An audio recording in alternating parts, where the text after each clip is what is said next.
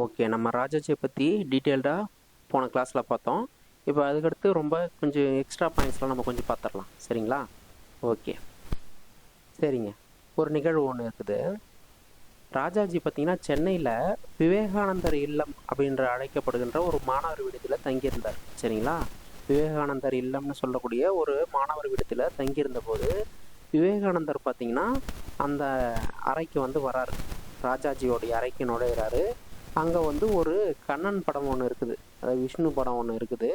அதை காட்டி இது என்ன படம், ஏன் வந்து நீல வண்ணமாக இருக்குதுன்னு சொல்லி ஒரு கேள்வி கேட்குறாரு. அதுக்கு ராஜாஜி வந்து ஒரு விளக்கத்தை தராரு. வந்து வானமும் கடலும் எல்லையற்றவை, அவற்றின் நிறம் நீலம், கண்ணனும் எல்லையற்றவன், அதனால்தான் அவனை நீலவண்ணனாக வச்சிருக்காங்க அப்படி சொல்லிட்டு ஒரு பதில் தராரு. அப்போ அவர்கிட்ட ஒரு நன்மதிப்பை பெறாரு. சரிங்களா? இது எக்ஸாம் பாயிண்ட்லாம் அவ்வளோ பெருசாக இல்லை, இருந்தாலும் விவேகானந்தரையும் இவர் சந்தித்து இருக்கிறார் அப்படின்றத மட்டும் தெரிஞ்சுக்குங்க. சரிங்களா? ஓகே, நெக்ஸ்ட் பாருங்க.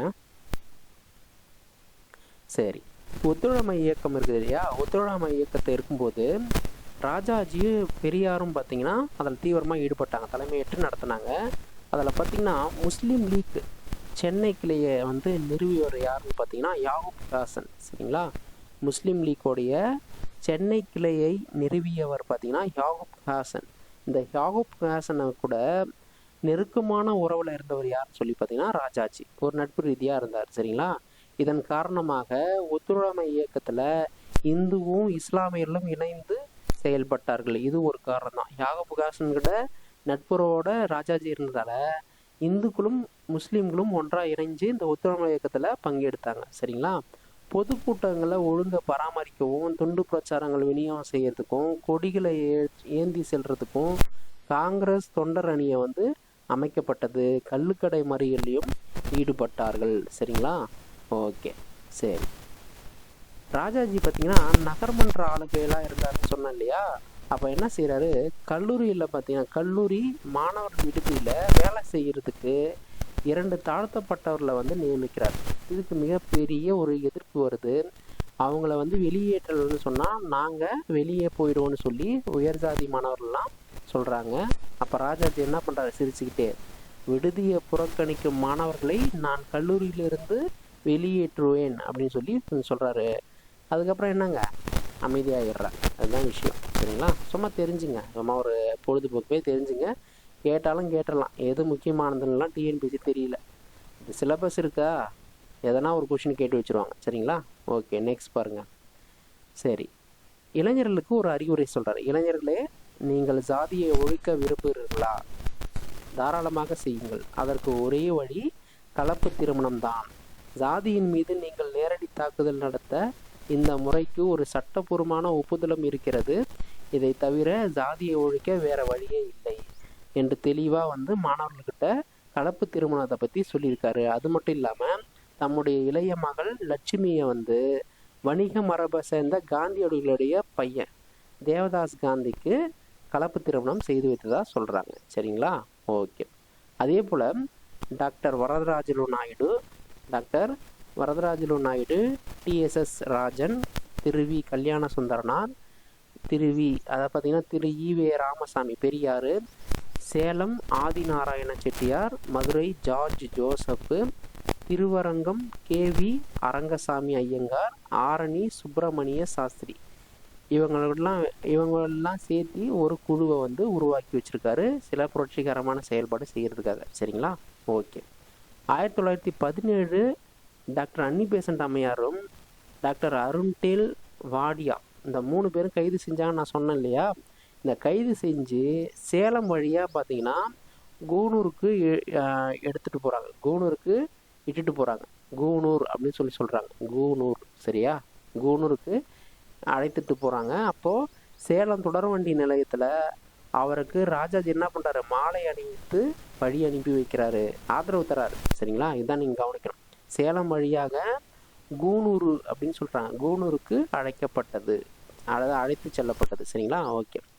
1918 காஞ்சிபுரத்தில் கபிக்குயில் அப்படின்னு சொல்லக்கூடிய சரோஜினி நாயுடு தலைமையில் காங்கிரஸ் மாநாடு நடக்குது. 1918 கவிக்குயில் சொல்லக்கூடிய சரோஜினி நாயுடு தலைமையில் காங்கிரஸ் மாநாடு நடக்குது. அதில் பார்த்தீங்கன்னா அன்னி பெசன்ட் அம்மையார் என்ன செய்கிறாங்கன்னா, உலக போரில் ஈடுபட்டிருக்கிற பிரிட்டனுக்கு அரசு உதவணும்னு சொல்லி ஒரு தீர்மானத்தை கொண்டு வராங்க. ஆனால் ராஜாஜி என்ன பண்ணுறாருங்க, ராஜாஜியும் சத்தியமூர்த்தியும் இந்த தீர்மானம் செல்லதாக்கல் இது வந்து சரிப்படாது, இதை வந்து தீர்மானத்தை முறியடிக்கணும்னு சொல்லி முறியடிச்சிட்டாங்க. சரிங்களா? இதிலிருந்து வந்து ராஜாஜியோடைய சிறப்பு வந்து ஓங்கனதா சொல்கிறாங்க. சரிங்களா? 1918 சரோஜினி நாயுடு தலைமையில் நடந்த காங்கிரஸ் மாநாட்டில் அன்னி பெசன்ட் அம்மையார் பிரிட்டிஷ் கவர்மெண்ட்டுக்கு சப்போர்ட் பண்ணுறாங்க. அவங்களுக்கு நம்ம உதவணும், இந்தியர்கள் வந்து உதவணும்னு சொல்லி சொல்கிறாங்க. ஆனால் ராஜாஜி அதற்கு இசைவு தெரியல, அதனால் வந்து தீர்மானத்தை தோற்கடிக்கிறார். சரிங்களா? ஓகே, நெக்ஸ்ட் பாருங்கள். சரி, ராஜாஜி என்ன நினைக்கிறாருன்னு சொல்லி பார்த்தீங்கன்னா, காந்தியை வந்து சென்னைக்கு வரவழைச்சு அறப்போர் விஷயங்கள்லாம் பேச வைக்கணும் அப்படின்னு சொல்லி நினைக்கிறாரு. அண்ணல் வந்து, அதாவது காந்தி வந்து சென்னைக்கு வரும்போது ராஜாஜி குடியிருக்கிற வீடு எது பார்த்தீங்கன்னா கஸ்தூரி ரங்க ஐயங்கார் இல்லத்திலேயே அவர் தங்கிறார். ராஜாஜி வந்து அங்கே தான் தங்கியிருக்காரு ஏற்கனவே. காந்தியும் அங்கே தான் வந்து தங்க வைக்கிறாங்க. அங்கே பார்த்தீங்கன்னா இவர் ரொம்ப அதிகமான பணிவான வேலையெல்லாம் செய்கிறார். யாருக்கு? காந்திக்கு. அப்போது ராஜாஜியை வந்து காந்திக்கு அறிமுகப்படுத்தி வைத்தவர் யார் தெரியுமா? ராஜாஜியை வந்து காந்திக்கு வந்து அறிமுகம் செய்து வச்சவர் பார்த்தீங்கன்னா மகாதேவ தேசாய். மகாதேவ தேசாய். சரிங்களா? நல்லா ஞாபகம் வச்சுக்கணும். மகாதேவ தேசாய் தான் பார்த்தீங்கன்னா காந்தியடிகளுக்கு ராஜாஜியை அறிமுகம் செஞ்சு வைக்கிறாரு. அது மட்டும் இல்லாமல் நீங்கள் வந்திருக்கிறதே அவரால் தான் வந்திருக்கிறீங்கன்னு சொல்லியும் சொல்கிறாரு. சரிங்களா? இதில் இது மட்டும் நீங்கள் தெரிஞ்சுங்க. ஓகேவா? நெக்ஸ்ட் பாருங்கள். 1919 ஏப்ரலில் இந்திய தேசிய காங்கிரஸ் தலைமை பொறுப்பையும் 1920 ஏப்ரலில் தன்னாட்சி இயக்கத்தின் தலைமை பொறுப்பையும் காந்தியடிகள் வந்து ஏற்றுக்கொண்டார். கிலாபத் இயக்கமும் ஒத்துழையாமை இயக்கமும் ஏற்றுக்கொள்ளப்பட்டது. கிலாபத் இயக்கமும் ஒத்துழையாமை இயக்கத்தை வந்து ஏற்றுக்கிறாங்க அவங்களும். சரிங்களா? ஒத்துழையாமை இயக்கத்தின் போது காந்தியடிகள் வந்து நிறைய விஷயங்கள்லாம் சொல்கிறாரு இல்லையா, கோட்பாடுகள். அப்போ பார்த்தீங்கன்னா ஒரு மாதத்துக்கு 10,000 அளவில் வந்து வருமானத்தை சம்பாதிச்சிருந்தவர் யாருன்னு சொல்லி பார்த்தீங்கன்னா ராஜாஜி. ஆனால் காந்தியடிகள் ஒத்துழையாமை இயக்கம்னு ஒன்று தொடங்கப்பட்டதால் அந்த தொழிலை, வக்கீல் தொழிலை பார்த்தீங்கன்னா விட்டுட்டு காந்தியடிகளுக்காக அந்த இயக்கத்துக்கு குரல் கொடுத்தார். சரிங்களா? ஓகே. 1920 அது மட்டும் இல்லாமல் இவர் வந்து தன்னுடைய வழக்கறிஞர் பதவியை நிறுத்தினது மட்டும் இல்லாமல் தன்னுடைய கல்லூரியில் படிச்சிருந்த தன்னுடைய பசங்களையும் வந்து அவர் அனுப்பலை, நிறுத்திட்டார். சரிங்களா? ஓகே. அதுக்கடுத்து பாருங்கள். 1920 கல்கத்தாவில் நடந்த காங்கிரஸ் மாநாட்டில் ஒத்துழையாமையை பற்றிய தீர்மானம் கொண்டு வராங்க. 1920 கல்கத்தாவில் நடந்த காங்கிரஸ் மாநாட்டில் தான் ஒத்துழையாமையை பற்றிய தீர்மானம் கொண்டு வரும்போது தேசபந்து தாஸ் மோதிலால் நேரு, அதாவது ஜவஹர்லால் நேருடைய அப்பா சத்தியமூர்த்தி, இவங்கெல்லாம் என்ன பண்ணுறாங்கன்னா தீர்மானத்தை தோல்வி அடைய வைக்கணும்னு சொல்லி நினைக்கிறாங்க. ஆனால் ராஜாஜி என்ன பண்ணுறாருங்க, அந்த தீர்மானத்தை வெற்றி பெற வைக்கிறாரு. சரிங்களா? ஓகே. 1920 நாகபூரியில் நடந்த மாநாட்டில் ஒத்துழையாமை இயக்கத்தை ஏற்க செய்கிறார். அங்கே தான் ராஜாஜி பொதுச் செயலாளராகவும் தேர்ந்தெடுக்கப்படுகிறார். சரிங்களா? எங்கே? நாகபூரியில் நடந்த மாநாட்டில் தான் கடைசி வந்து இறுதி முடிவு எடுக்கப்படுது ஒத்துழையாமை இயக்கத்தை பற்றி. சரிங்களா? அங்கே தான் ராஜாஜியும் பொதுச் செயலாளராக தேர்ந்தெடுக்கப்படுறார். சரிங்களா? ஓகே. நெக்ஸ்ட் பாருங்க. 1930 காந்தியடிகள் வந்து தண்டியை வந்து நோக்கி உப்பு பயணத்தை போனார்னு சொன்னேன் இல்லையா, அதே போல் ராஜாஜியும் வந்து தமிழ்நாட்டில் போனார்னு சொன்னேன் இல்லையா. இதெல்லாம் டீட்டெயிலாக போன கிளாஸ்ல நான் உங்களுக்கு சொல்லியிருப்பேன். அப்போ இருந்த மாவட்ட ஆட்சித்தலைவர் பார்த்தீங்கன்னா யாருங்க? ஜே.ஏ. தார்னு நம்ம சொல்லியிருப்போம்.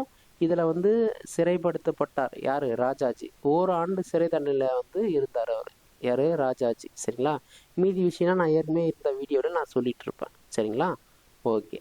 அதே போல் தனித்தொகுதி முறையை வந்து அம்பேத்கர் வந்து கேட்டிருக்கும்போது காந்தியடிகள் அதை எதிர்த்து உண்ணாவிரதம் இருக்கார். சில நாட்கள் பார்த்திங்கன்னா ரொம்ப கடுமையான உண்ணாவிரதம் இருக்கிறதால அவர் உயிருக்கே ஆபத்துன்ற நிலைமைக்கு போகுது. அப்போ ராஜாஜி போயிட்டு அம்பேத்கரை சந்தித்து பேசுனதாகவும் சொல்லப்படுது. அதனால தான் அவர் வந்து கைவிட்டார், அந்த தீர்மானத்தை வந்து கைவிட்டுட்டார் அம்பேத்கர் அப்படின்னு சொல்லியும் ஒரு பக்கம் சொல்லப்படுது. சரிங்களா?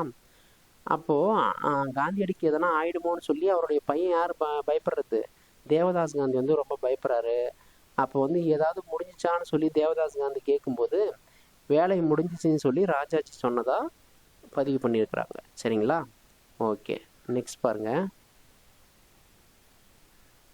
ஓகே, இதோட நம்ம வந்து முக்கியமான ஈவெண்ட்லாம் பார்த்துட்டோம். அதே போல் ராஜாஜியை பொறுத்த வரைக்கும் சிவில் ஒழுங்கின்மை இயக்கத்தை தொடங்கினார். சிவில்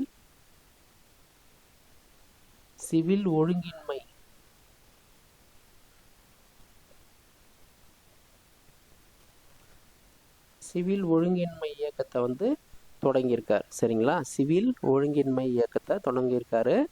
இது ரொம்ப கரெக்டாக இருக்கும். அதே மாதிரி சுயராஜ்ய பார்ட்டி இருக்கு இல்லையா, சுயராஜ்ய பார்ட்டியில் இவர் ஒரு முக்கியமான ஒரு பங்கு வகிச்சார்னு சொல்கிறாங்க. ஆனால் தெரியல. இவர் என்ன சொல்கிறாருன்னா, அரசு கட்டுப்பாட்டில் குறைக்கணும், தனியாருக்கு அதிகமான ஆதரவும் தந்தார் இவர். ராஜாஜி பார்த்திங்கன்னா அரசு கட்டுப்பாட்டை நிறைய நிறுவனங்கள் மேலே குறைச்சிக்கிட்டணும், அதே போல் தனியாருடைய சுதந்திரத்தில் நம்ம அதிகமாக தலையிடக்கூடாதுன்னு சொல்லி இவருடைய கொள்கையாக வச்சுருந்தார். சரிங்களா? ஓகே, 1 or 2 டைம்ஸ் கேளுங்க. இதுதான் முக்கியமானது, ராஜாஜியை பற்றின முக்கியமான டீட்டெயில்ஸு இதுதான். சரிங்களா? ஓகே, நெக்ஸ்ட் கிளாஸ்லாம் பார்க்கலாம். ராஜாஜி இதோட முடிச்சிச்சு. சரிங்களா? ஓகே.